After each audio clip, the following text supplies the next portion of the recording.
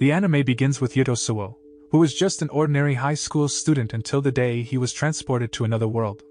But as he found himself suddenly transported to a place filled with creatures and customs reminiscent of Norse mythology, he knew he was in for a wild ride. As he began to investigate this new world, he was shocked to discover that he had actually been sent back in time to the ancient region of Idrisil, a place that hadn't existed for over 2,000 years. Despite the strange circumstances, Yuto was determined to make the most of his journey and uncover the secrets of this mysterious land. Yuto was just a typical teenage boy with a passion for urban legends. One night, he and his childhood friend Natsuki Shimoya decided to investigate a particularly intriguing legend at a local shrine. As they explored the shrine, Yuto came across a mysterious magic mirror. On a whim, he snapped a selfie in front of it, and that's when everything changed. Suddenly, Yuto found himself transported to Idrisil, a place that he had only ever read about in myths and legends. As he adjusted to life in this ancient, unfamiliar land, he couldn't help but wonder what other secrets the past held in store for him. 2 years have passed since Yuto's fateful journey to the past. During this time, he has taken on a new role as the patriarch of the Wolf Clan, the group that took him in after his arrival in Idrisil. While he may not possess any special abilities, Yuto's modern knowledge has proven to be an invaluable asset to the clan. With the help of his smartphone, which somehow still works despite being in a world without Wi-Fi, he could research and study the tactics and strategies of famous figures such as Alexander the Great, Oda Nobunaga, and Sun Tzu. By putting these lessons into practice, Yuto has become a respected and reliable leader for the Wolf Clan, helping to make them strong and respected among the other clans in Idrisil. Despite the seemingly impossible circumstances, he has managed to thrive in this new world, earning the admiration and respect of the Einherjars of the Wolf Clan. As the patriarch of the Wolf Clan, Yuto has found himself at the center of a fierce conflict with the rival Horn Clan. This clan is made up of magic-wielding warrior maidens, known as Einherjar. One of these Einherjars, Felicia, a blonde-haired teenage girl, seems to have a crush on him. Despite the personal distractions, he knows that he must focus on leading his men into battle against the Horn Clan. Thanks to their superior iron weapons and the effective phalanx formation, the Wolf Clan easily defeats the Horn Clan in battle. To make matters even better, one of their own Einherjars, Sigrun, manages to capture the matriarch of the enemy clan, Linnea. With this victory, the Wolf Clan solidifies its position as a formidable force in Idrisil. Upon being brought before Yuto, Linnea is given a choice by the Wolf Clan's patriarch. He offers her the opportunity to become his sworn sister or daughter, with the caveat that if she accepts, her clan will become vassals of the Wolf Clan. However, Linnea refuses the offer, causing Yuto to threaten her with the destruction of the Horn Clan's capital city and the death of all its inhabitants. Despite the ultimatum, she remains steadfast in her refusal, determined to protect her clan and its independence. Unfortunately, with no other options available to her, Linnea ultimately decides to accept Yuto's offer and become his sworn sister. While she may have reservations about giving up her clan's independence, she ultimately decides that the safety and well-being of her people is the most important thing. As Yuto and his troops return to the Wolf Clan's capital, they are greeted with cheers and celebrations from the townspeople. The victory on the battlefield has brought joy and pride to the community. Despite the difficult choices she had to make, Linnea takes solace in knowing that she was able to protect her clan and ensure their survival. Although he would have liked to take a moment to savor his victory, Yuto knows that he must attend to the more pressing matter of charging his smartphone. Thankfully, his phone is solar-powered, so all he needs is access to sunlight to keep it running. But the real magic of his phone lies in its ability to connect him with Mitsuki, his childhood friend who is living in the 21st century. It's unclear how he is able to make a call to the future, but it seems that the magic of Idrisil allows for such impossibilities. With his phone charged and his connection to the present secured, Yuto is ready to tackle whatever challenges the future may bring. As he sat chatting happily with Mitsuki on the phone, Yuto was unaware that Felicia was listening in on the conversation. When she heard how much he enjoyed speaking with his friend from the future, Felicia was struck by the realization that Yuto still had the desire to return to the present. This revelation left her feeling sad and uncertain about her own place in Yuto's life. The following day, Yuto and Linnea hold a formal ritual to solidify their relationship as sworn siblings. It is their hope that this gesture will bring an end to the enmity between the Wolf Clan and the Horn Clan and pave the way for peace. Linnea, in turn, asks Yuto to treat the people of the Horn Clan with the same kindness and respect that he shows to the people of the Wolf Clan. Hearing that, he readily agrees, knowing that it is his duty as her sworn sibling to fulfill her wishes. His promise brings tears of happiness to Linnea's eyes, and she is deeply touched by his kindness. Just as Yuto and Linnea are celebrating the establishment of their new relationship, disaster strikes. He receives a report that the Horn Clan's territory is being invaded by the powerful Hoof Clan, which has brought with it a force of 10,000 troops. With little time to spare, Yuto calls a meeting with the elders of the Wolf Clan to discuss their options. Despite the opposition of some members, it is ultimately decided that the Wolf Clan will come to the aid of the Horn Clan in repelling the invaders. It is a risky move, but one that Yuto knows is necessary if they hope to maintain peace and protect their allies. That night, Yuto gives Sigrun the orders to lead a group of cavalrymen on a raid of the Hoof Clan's camp. While the attack is not meant to win the war on its own, it is designed to disrupt the enemy's sleep and tire them out for the upcoming decisive battle. The raid is a success, and the Hoof Clan is left disoriented and exhausted as they struggle to defend themselves against the Wolf Clan's formidable forces. As expected, the Hoof Clan's troops are not at their full strength on the day of the decisive battle, thanks to the exhaustion caused by the Wolf Clan's raid. Despite this, the Hoof Clan's patriarch, Ingvi, is confident that he has the plan to defeat the combined forces of the Wolf and Horn clans. He knows that Yuto is fond of using the phalanx formation in battle, and plans to take advantage of its weaknesses by launching flank attacks. He is convinced that his superior numbers and tactics will allow him to emerge victorious. Unfortunately for him, Yuto has already anticipated Ingvi's strategy, and has prepared a counterplan to trap him within the phalanx formation. He also dispatches Sigrun to intercept Ingvi's attack and engage him directly.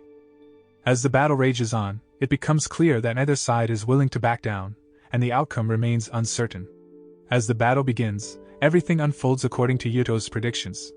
Ingvi launches his attack from the side, and although he manages to kill a few soldiers at first, he is soon intercepted by Sigrun and her troops. Then they are locked in a fierce duel, and although Ingvi is the stronger fighter, his overconfidence leads to his downfall. Sigrun takes advantage of an opening to strike a fatal blow, killing Ingvi and securing victory for the Wolf and Horn Alliance forces. At the same time, Linnea is relieved to see the end of the conflict, knowing that her people can now enjoy a much-needed period of peace. After the war ends and the troops return to the city, Linnea decides to reveal a secret to Yuto, Felicia, and Sigrun. It turns out that she has inherited her father's position as the matriarch of the Horn Clan, which is forbidden in the society of Idrisil. Traditionally, clan leaders are chosen based on ability, strength, and merit, not bloodline. Linnea has held the position of matriarch in order to protect her father's legacy and believes that she has what it takes to lead her people. However, she now realizes that she is not fit to be a leader, lacking the necessary qualities. She proposes that Yuto marry her so that he can become the patriarch of the Horn Clan and provide the strong leadership that the people of the Horn Clan need.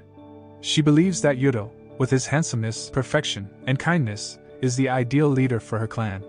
The next day, while she was helping Yuto get dressed for the victory ritual, Felicia told him to accept Linnea's proposal. And she also honestly revealed the reason why she suggested Yuto marry Linnea. She was thinking it would give him more reason to stay in Yggdrasil and not return to the future. However, Yuto is surprised by Felicia's suggestion and the depth of her feelings for him. He knows that he must carefully consider the potential consequences of such a decision. On the one hand, marrying Linnea could bring an end to the long-standing conflict between their clans and allow him to provide strong leadership for the Horn Clan. However, Yuto also has a life and responsibilities in the future that he cannot simply abandon. He knows that any decision he makes will have a profound impact on not only his own life but the lives of those around him as well. After much thought, Yuto decides to have an honest conversation with Linnea about his feelings and concerns. He knows that he cannot make such a major decision without first discussing it with her and the other members of the clan. Until he has a better understanding of how this would affect all parties involved, he cannot give a definitive answer to her proposal. After talking, Linnea was heartbroken when she learned that Yuto had decided not to marry her. However, Felicia was relieved to hear the news, as she had secretly been in love with Yuto and didn't want to lose him. She even went so far as to suggest that he marry Linnea, hoping it would keep him by her side. Hearing that, Yuto was touched by Felicia's feelings, but he explained that he couldn't stay in the present, he had to return to the future. He apologized to her, who he considered a close friend, for any pain his decision may have caused her. Upon hearing this, Felicia's resolve strengthened. She was determined to find a way to help Yuto achieve his goal, even if it meant not being with him romantically. She said she couldn't bear the thought of him marrying Linnea and being unhappy. As the celebrations over the Wolf and Horn Clan's victory over the Hoof Clan came to a close, an unexpected visitor arrived in the capital Steinthor, the patriarch of the Lightning Clan. His presence was met with hostility by the people of the Horn Clan, as Steinthor was the one who had killed Linnea's father, the previous patriarch of the Horn Clan. Despite his claims of coming in peace to congratulate them on their victory, the people of the Horn Clan were wary of his true intentions. At that time, Yuto couldn't stand Steinthor's arrogant demeanor, especially after he made fun of Linnea and the others. Determined to stand up for his friends, Yuto confronted Steinthor and asked him to leave, telling him not to disturb the people on their feast day. To his surprise, Steinthor complied, leaving peacefully without causing any further trouble. The following day, Yuto was visited by the twin princesses of the Claw clan, Albertina and Christina. They had come to offer themselves as potential wives for Yuto. However, Yuto politely rejected their proposal and asked them to leave.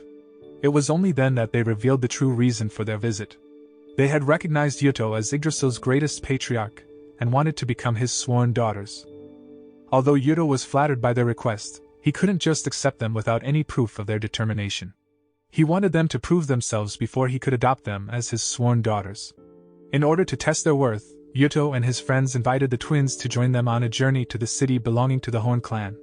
During the trip, they revealed that they had the ability to create wind, which they used to accelerate the carriage. Yuto was impressed by their abilities, believing that they could be useful in battle. After a short journey, Yuto and his companions arrived at Gimle, a large granary area. Yuto had come to introduce the concept of crop rotation to the city dwellers, in the hopes of increasing their crop production. Crop rotation involves planting different types of crops in the same area, ensuring that no land goes to waste and increasing overall production. However, the residents of Gimle were resistant to Yuto's leadership, as they had been under the control of the Horn Clan for a long time and were hesitant to adopt new policies. They were particularly unwilling to change their cultivation methods at his demand. Despite this, Yuto was determined to help the people of Gimle improve their crop yields and work to persuade them to adopt his suggestions. Fortunately, Linnea was also in Gimle at the time, and Yuto told her about the townspeople's reluctance to accept their defeat at the hands of the Wolf Clan and follow his advice on crop rotation. She understood that Yuto had not yet been fully accepted by the townspeople, and had come to Gimle to help him persuade them.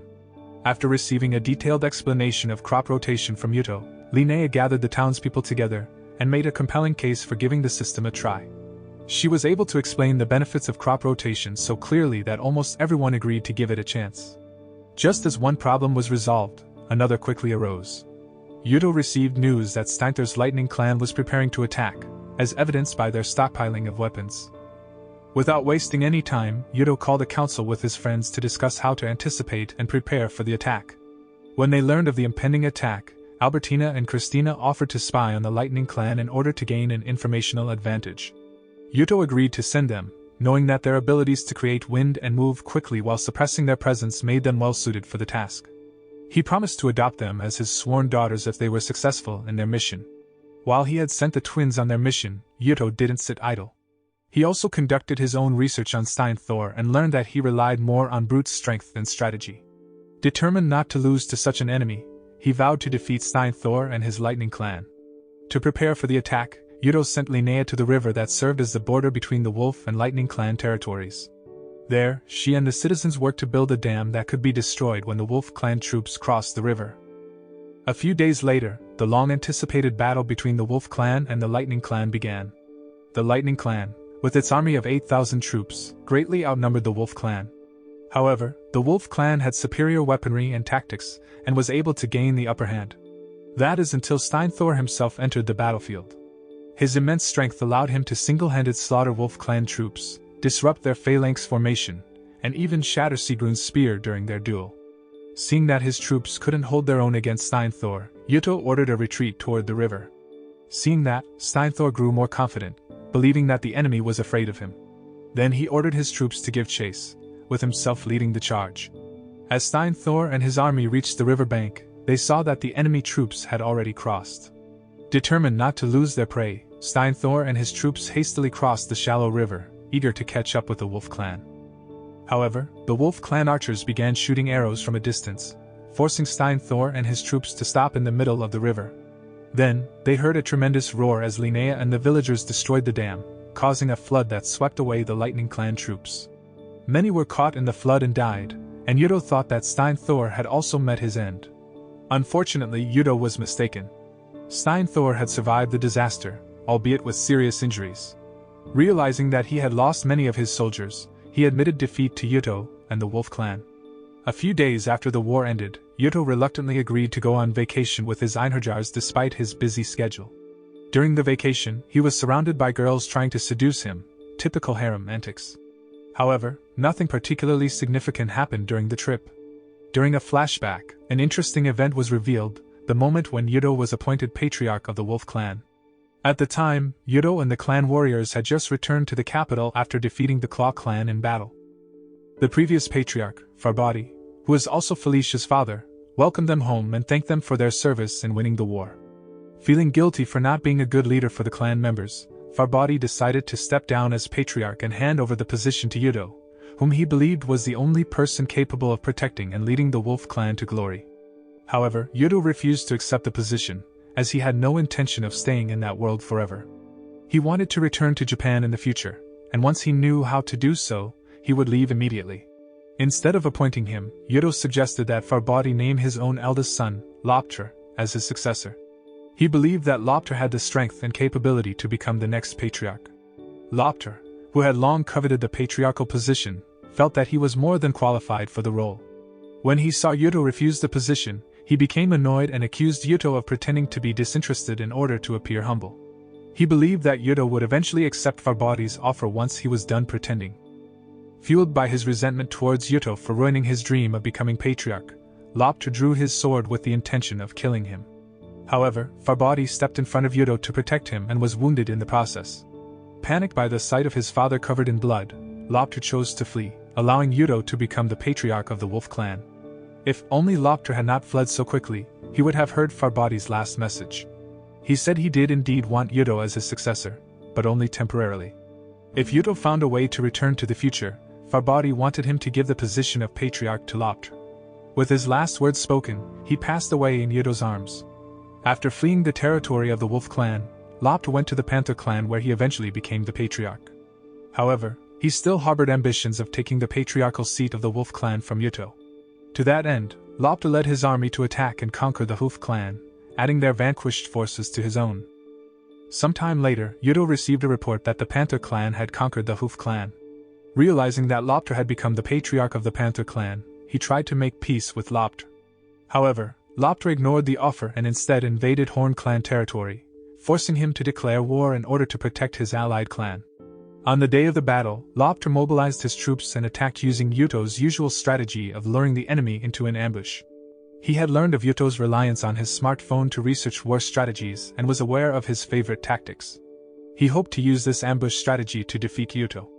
Fortunately, the plan worked at first. The Panther Clan army feigned defeat and then retreated in order to lure out the Wolf Clan soldiers. When they reached the ambush point, Lopter issued a signal for his soldiers who were hiding to come out and surround the Wolf Clan troops. However, Yuto had anticipated the ambush and equipped his soldiers with war wagons, which protected them from enemy attacks. As a result, the Panther Clan troops were unable to land their attacks on the enemy due to the wagons blocking them. These wagons were thick, sturdy, and large, and together they looked like a small fortress. However, Lopter still hadn't run out of ideas though. In order to break through the fortress, he ordered his Einherjar, Sigan, to use her magical powers to turn the Panther Clan warriors into berserkers. These berserkers were incredibly strong and managed to destroy the wagon's fortifications, allowing Lopter to charge in on his horse and confront Yuto. At that moment, Lopter could no longer contain his anger when he saw Yuto's face and quickly raised his sword to attack him. Even when his sister Felicia tried to stop him by standing in front of him, Lopter still attacked. He was even willing to kill his own sister along with Yuto. But Yuto was able to defend himself and challenged Lopter to a duel. However, the duel didn't last long as Sigrun soon arrived riding a camel. Lopter's horses and cavalry hated the camel's strong odor and became unmanageable, making it impossible for Lopter and his cavalry to use them in combat. As a result, they were forced to retreat and the battle was won by the Wolf Clan. After the battle had come to a close, Holy Priest Alexis of the ruling Holy Asgar's Empire in Idrisil visited Lopter with a suggestion. As an official of the Empire, Alexis believed it was his duty to maintain the existing order and saw that the Wolf Clan seemed to be attempting to disrupt the status quo. In order to protect the stability of the Empire, Alexis proposed that Lopter join forces with the Lightning Clan to eliminate the Wolf Clan's patriarch. Hearing that, he agreed to this plan, but only if the Panther Clan and Lightning Clan were given equal leadership roles. Meanwhile, in the 21st century, Mitsuki, worried about Yuto despite his regular phone calls, confided in her schoolmate Ruri about Yuto's mysterious transport to a world in the past filled with girls. Ruri, feeling compassion for Mitsuki's concern, invited her to meet her cousin Saya, an archaeologist with a wealth of knowledge of Norse mythology. They hoped that Saya may have information on the world Yuto was currently in, and could assist them in finding a way to bring him back home.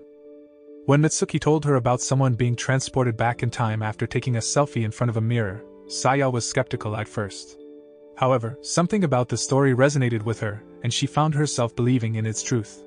As she delved deeper into the concept, Saya began to notice similarities between the world of Idrisil and Norse mythology. Specifically, she saw that Yuto had a number of traits in common with Surtr, the Black One in Norse mythology known for causing Ragnarok, the end of the world. She even wondered if the creators of Norse mythology had shortened Yuto's full name, Suo Yuto, to Surtr. And with his black hair and eyes, it was easy to see how he could have influenced the depiction of Surtr as a black giant. Based on these observations, Saya drew the conclusion that it was Yuto who shaped Norse mythology as we know it today. However, she knew that her theory was based on speculation and assumptions, and she understood that she needed more evidence to be certain. At that moment, Saya was struck by the similarities between the world of Idrisil and Norse mythology. For instance, Steinthor had a number of traits in common with the god of thunder Thor. Both wielded a hammer called Mjolnir, and wore a belt called Megingjoro. Besides that, Yuto held the title of Hrosvitnir, another name for the infamous wolf Fenrir. Furthermore, the Wolf Clan had similarities with the serpent Jormungandr, who was said to have caused a great flood during Ragnarok. This resembled their own victory over Steinthor, which they achieved by using a river overflow strategy. Knowing all of this evidence led Saya to believe that there was a strong connection between the world of Idrisil and Norse mythology. She knew that Norse mythology was created between 1000 before Christ and the birth of Christ, while Yuto was now living in 1500 before Christ before the myth was created. Thus, she couldn't help but wonder if the creators of Norse mythology had used Yuto's tale of heroism as the basis for their stories. However, Mitsuki was concerned when she heard Saya's explanation, as she knew that Fenrir and Jormungandr both met their demise during Ragnarok. This led her to worry that Yuto and the Wolf Clan might suffer the same fate. Then Saya quickly reassured Mitsuki, pointing out that while there were similarities between the world of Idrisil and Norse mythology, many of the events Yuto had experienced deviated from the myth.